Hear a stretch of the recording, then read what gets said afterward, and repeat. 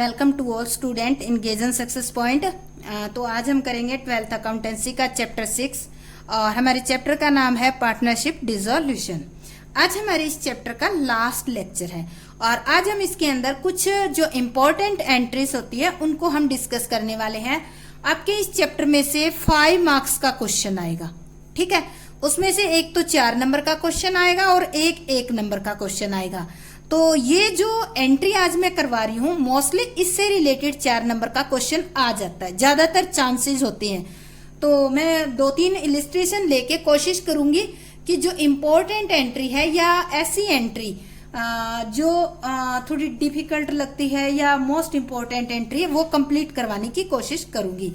तो आज का मैंने टॉपिक ही ये लिया है कि important entry related to partnership dissolution, या इसको आप दूसरे तरीके से कह सकते हो clarifying accounting treatment at the time of dissolution of the partnership firm with, कह सकते हैं विद एंट्री, ठीक है। तो आज हम इसके बारे में स्टडी करेंगे।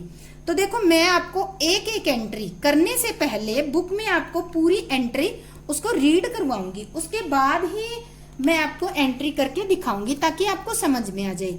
मैंने ये बुक ले रखी है, डीके गोयल की बुक है और इलिस्ट्रेशन नंबर है इस चैप्टर का, ये 6 चैप्टर हमारा, इसका इलिस्ट्रेशन नंबर है 29, पेज नंबर है 6.59। तो देखो इसमें दे रखा है 29 question, give the necessary journal entries in each of the following alternative cases. कुछ केस दिए हुए हैं। तो पहले दे रखी है realisation expenses amounted to ₹500। Realisation expenses 500 रुपए हैं। तो सीधी सी बात है, रियलाइजेशन एक्सपेंसेस दे रखे हैं और अगर पेमेंट के बारे में कुछ नहीं कह रखा तो आपको पेमेंट करनी पड़ेगी। सेकेंड एंट्री है realisation expenses paid by the firm. किसने पेड किया? फर्म ने पेड किया, amounted to ₹500 and the partner has to bear the realisation expenses. Bear किसको करने हैं? सहन करने हैं पार्टनर को, पर पे किसने किए? फर्म ने किए। तो पहले मैं आपको ये 2 एंट्री बता देती हूँ, तीसरी एंट्री बाद में समझाती हूँ। तो पहली एंट्री हमारी क्या है? पहली एंट्री में कहा गया है कि रियलाइजेशन एक्सपेंसेस पे अमाउंटेड टू ₹500 और कुछ भी नहीं दे रखा। तो मैं इसी के 2 पार्ट कर लेती हूँ, पहली और दूसरी एंट्री यही समझाऊंगी, ठीक है। तो कुछ भी नहीं कहा गया तो देखो पेमेंट आपको करनी पड़ेगी। तो एंट्री कैसे करेंगे हम? पेमेंट की एंट्री कैसे करते हैं? रियलाइजेशन अकाउंट में पे करते हैं ना, डेबिट साइड में। तो realisation account debit to bank account. कितने रुपए हैं? 500। तो हम 500 की एंट्री कर देंगे। और हाँ, नरेशन लिखना मत भूलना। नरेशन अगर आप नहीं लिखते हो तो आपके नंबर काट लिए जाते हैं। मोस्टली आपके क्वेश्चन में 4 एंट्री आएगी और अगर आपने ये नहीं लिखी है नरेशन तो आपके 1 या 1.5 नंबर काट लिया जाएगा। तो पेमेंट ऑफ रियलाइजेशन एक्सपेंसेस, तो ये आपको नरेशन लिखनी होगी। तो ये पेमेंट कर दिया। अभी ध्यान में रखो, हम क्या कर रहे हैं, कौन सा चैप्टर पढ़ रहे हैं? Dissolution of partnership firm. Firm खत्म हो रही है तो थर्ड पार्टी को अगर क्वेश्चन में नहीं भी कह रखा है तो भी आपको पेमेंट करनी है। Second point, realisation expenses paid by the firm. Firm ने भुगतान किया है but partner has to bear the realisation expenses. किसको बियर करना है? पार्टनर को। तो देखो अब फर्म चाहे पे करो, जिम्मेवारी किसकी होगी? वो ले किसने लिया एक्सपेंसेस? एक टाइप से ये पार्टनर के जिम्मे है ना, तो पार्टनर के लिए क्या हो गई है? लॉस। तो हम एंट्री करेंगे partners capital account debit to bank account. देखो, कोई भी खर्चा अगर पे करता है तो ये अमाउंट है हमारी, कोई भी खर्चा पे करेगा तो देखो पार्टनर के लिए लॉस ही होगा।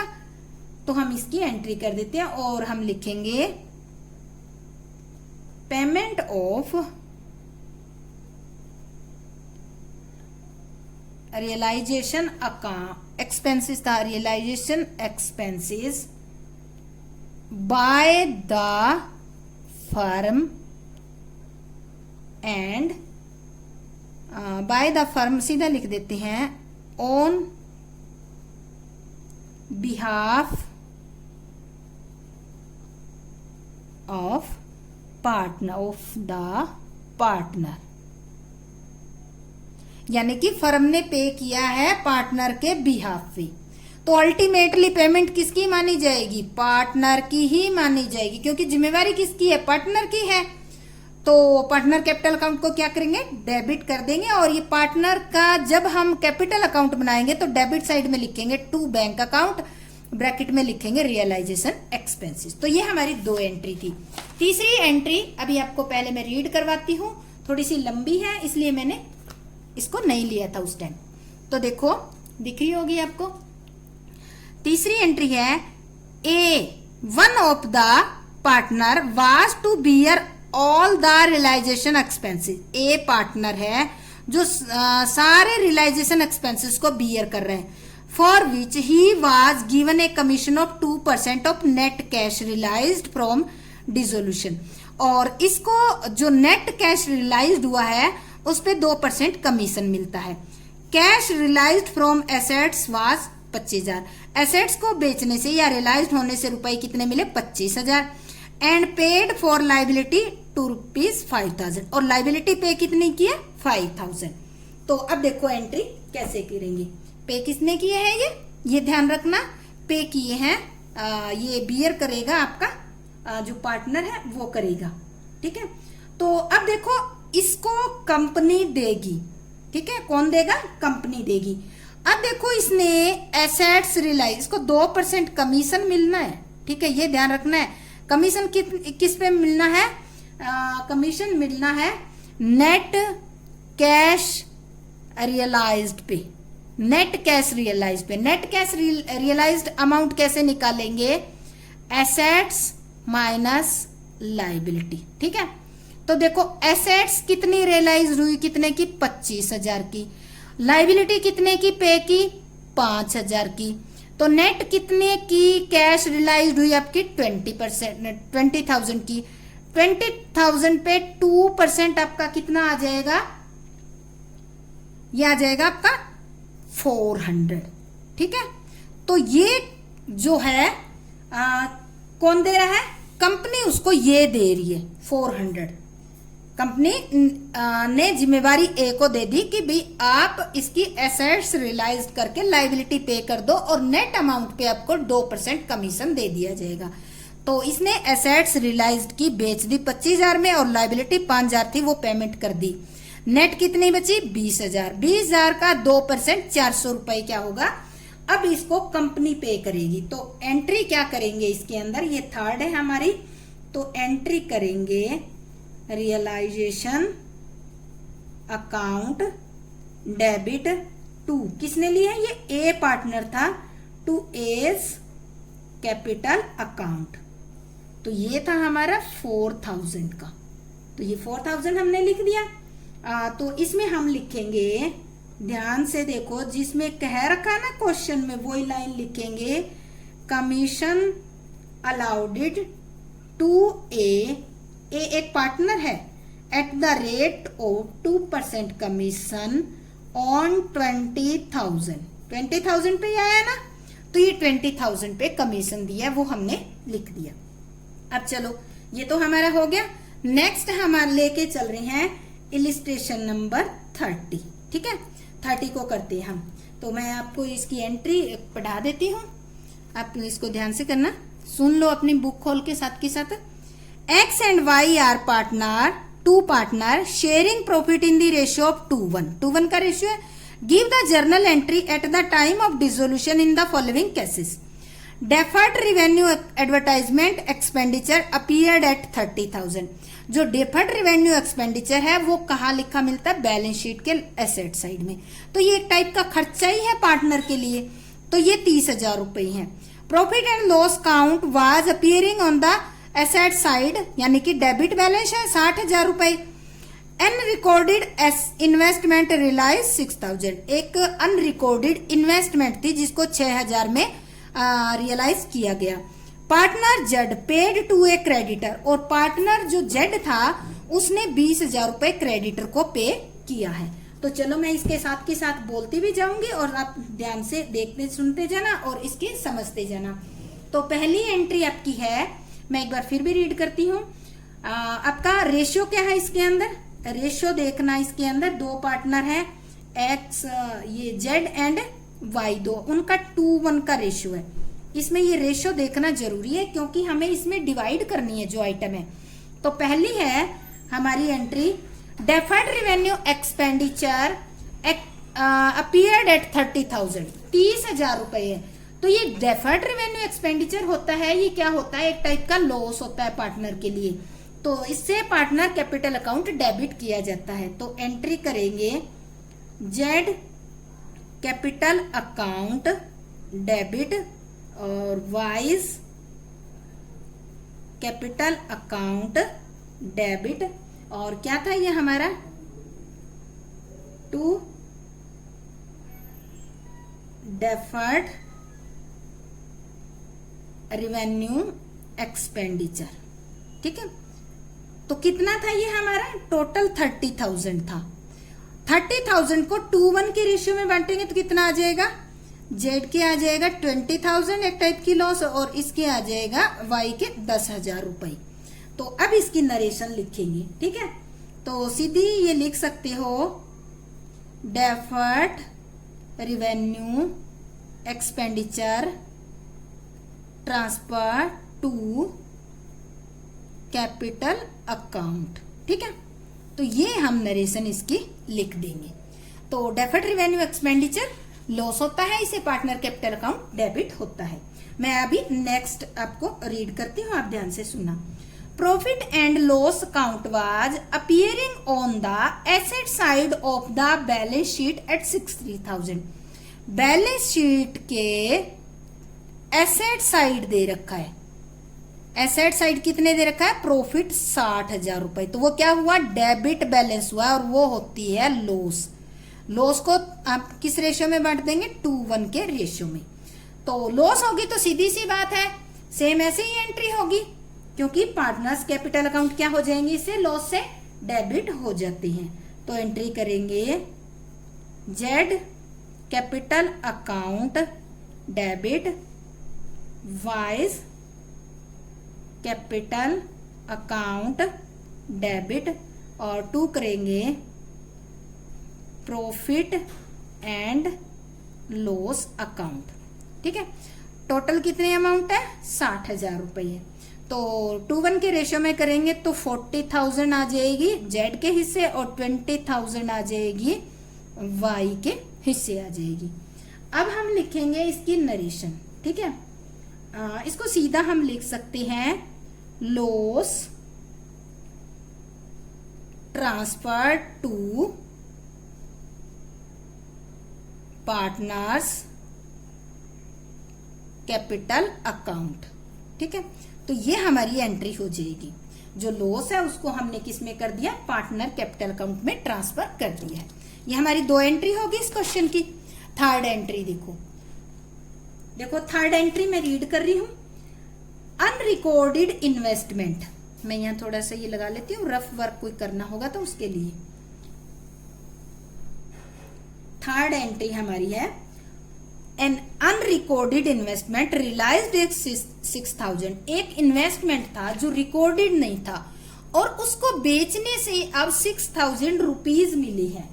तो देखो, अगर रुपए आपके हाथ में आए हैं तो एंट्री करेंगे bank account debit to assets realised हो गई है, खत्म हो रही है, तो हम लिखेंगे रियलाइजेशन अकाउंट। कितने रुपए मिले हैं इस इन्वेस्टमेंट से, 6,000।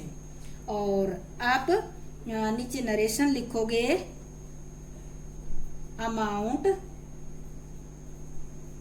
रियलाइज्ड फ्रॉम अनरिकॉर्डेड, क्या था ये, इन्वेस्टमेंट के अनरिकॉर्डेड था और उसको बेचने से आपको 6,000 रुपीज मिली है। नेक्स्ट एंट्री मैं रीड करती हूँ, partner Z paid to a creditor 20,000। Partner था जेड, एक पार्टनर था और उसने क्रेडिटर पेड कर दिया। क्रेडिटर पेड करना मतलब क्या होता है, उसने क्रेडिटर को ले लिया, टेकन कर लिया, सीधी सी बात है।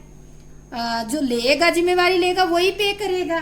तो इसको किसने किया, नगद में करेंगे तो हम बैंक लिख देंगे, अगर पार्टनर ने ले लिया तो पार्टनर का नाम लिख देंगे। तो एंट्री करेंगे रियलाइजेशन अकाउंट डेबिट टू जेड्स कैपिटल अकाउंट। कितने रुपए की, हमारी 20,000 की है। 20,000 रुपए की हमारी 20,000 की है। 20,000 के जेड ने क्रेडिटर पेड कर दिए। नरेशन लिखेंगे इसकी, क्रेडिटर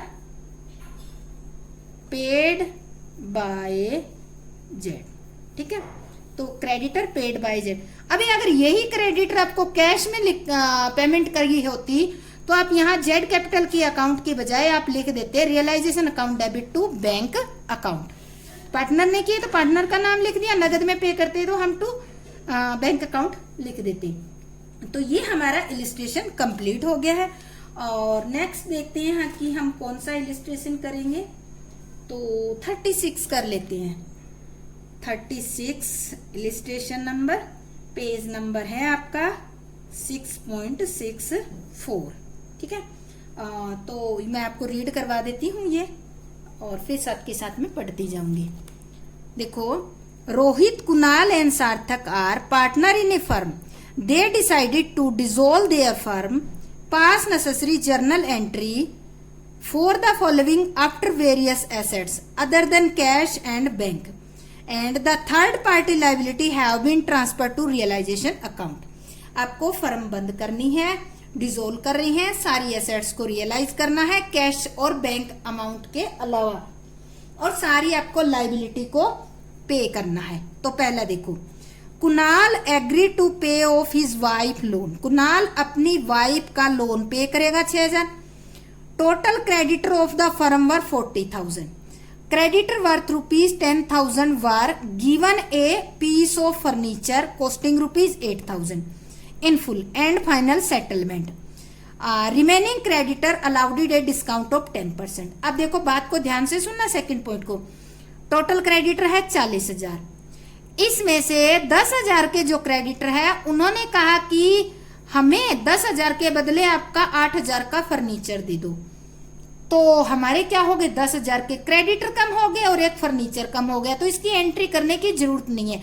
जब भी कोई क्रेडिटर आपसे एसेट्स ले लेता है तो उसकी एंट्री करने की कोई जरूरत नहीं है। अब बात आ जाती है, 40,000 में से 10,000 के क्रेडिटर लेस हो गए, 30,000 बचे क्रेडिटर। 30,000 को आपको 10% डिस्काउंट पे करना है। तो मैं ये 2 एंट्री करके बताती हूँ आपको, फिर साथ की साथ ही करवा दूंगी, क्योंकि ज्यादा एकदम रीड कर दी फिर कंफ्यूज हो जाओगे। पहली एंट्री है हमारी, Kunal agree to pay off his wife loan of ₹6,000। Kunal ने एक टाइप से अपनी वाइफ का लोन था, वो क्या थी, थर्ड पार्टी थी, तो उसके लोन को पे करने की जिम्मेवारी ले ली है। तो पहले पॉइंट पे एंट्री करेंगे रियलाइजेशन अकाउंट डेबिट टू, किसने ली है, कुणाल ने। Kunal capital account. तो कितने का, ये 6,000 की पेमेंट की जिम्मेवारी ले ली है। तो अब नरेशन लिखेंगे इसकी, Kunal agreed to pay off his wife loan.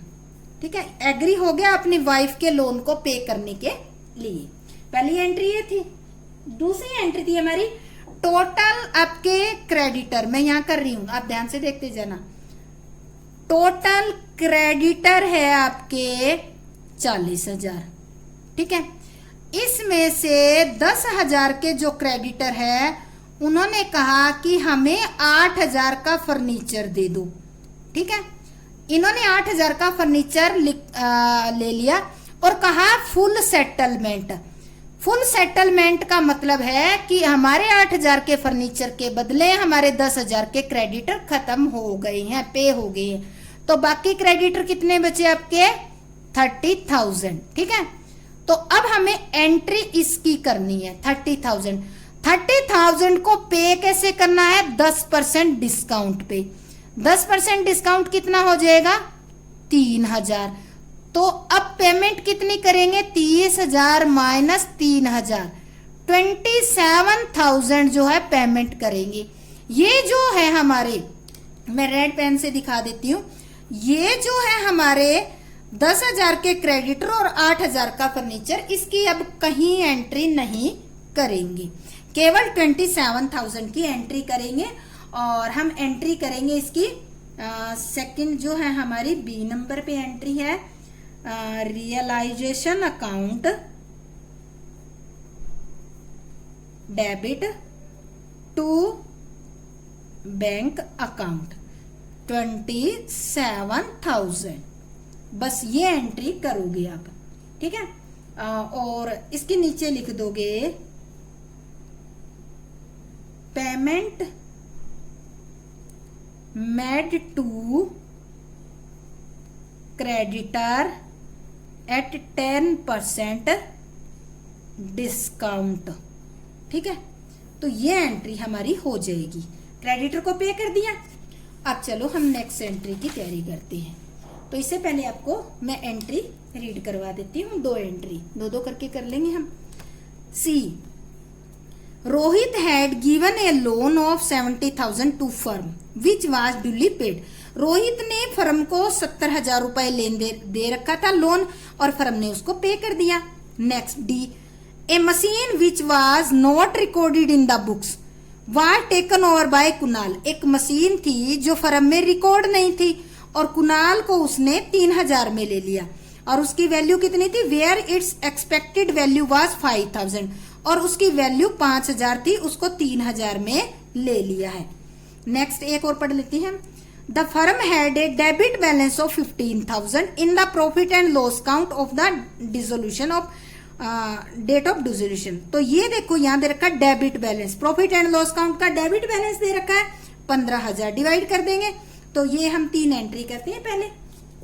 तो सी नंबर की एंट्री ये हमारा थोड़ा सा, इसमें अगर कोई वर्किंग नोट बनाना होगा तो हम इस एरिया में बना लेंगे। तो हमारी entry number 3, Rohit had given a loan of 70,000 to the firm which was duly paid. Rohit ने फर्म को लोन दे रखा था और फर्म ने उसकी पेमेंट कर दी। तो एंट्री करेंगे Rohit loan account debit to bank account. कितना लोन था? 70,000 क्वेश्चन में कह रखा है, तो 70,000 हम लिख देंगे। और नरेशन में लिखेंगे रोहित लोन पेड ऑफ, यानी कि रोहित का लोन भुगतान कर दिया है। नेक्स्ट अगली जो है डी, यानी कि चौथी एंट्री है, वो कह रही है कि ए मशीन जो है, a machine which was not recorded in the books was taken over by Kunal. 3,000 रुपए एक मशीन थी। ठीक है, मशीन की वैल्यू थी 5,000 रुपए। ठीक है, और कुणाल ने इसको ले लिया 3,000 में। कितने में? 3,000। और ये क्या थी? अनरिकॉर्डेड थी। तो एंट्री कैसे करेंगे हम? अनरिकॉर्डेड कोई भी एसेट्स अगर रियलाइज करते हैं और अगर कोई पार्टनर लेता है तो हम लिखेंगे कुणाल ने ली है, Kunal's capital account debit to realisation account.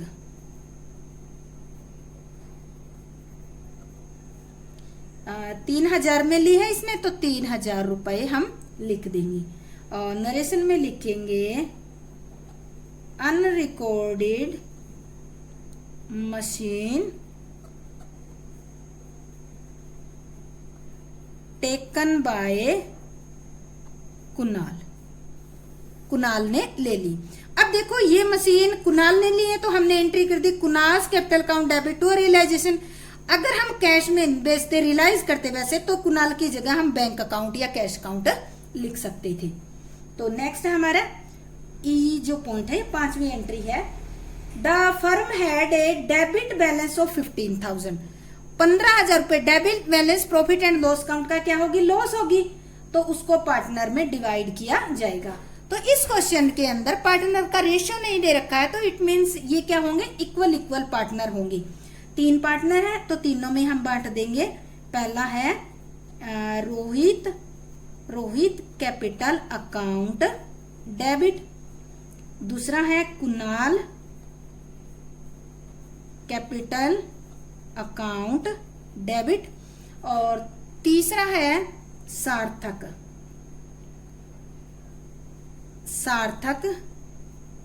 Capital account debit, और 2 क्या लिखेंगे, P&L अकाउंट।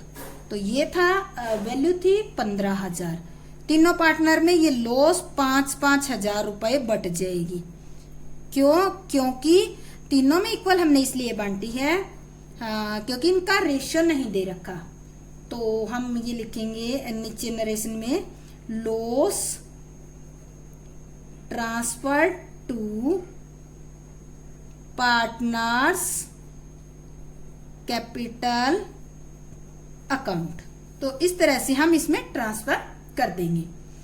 इसके बाद लास्ट एंड नेक्स्ट एंट्री देखो, इसको मैं रीड करवाती हूँ, आपको थोड़ा सा समझने वाला पॉइंट है इसके अंदर, थोड़ा सा ध्यान से समझना। ये होगी हमारी last entry F. Sarthak paid the realisation expenses of 16,000 out of his private fund.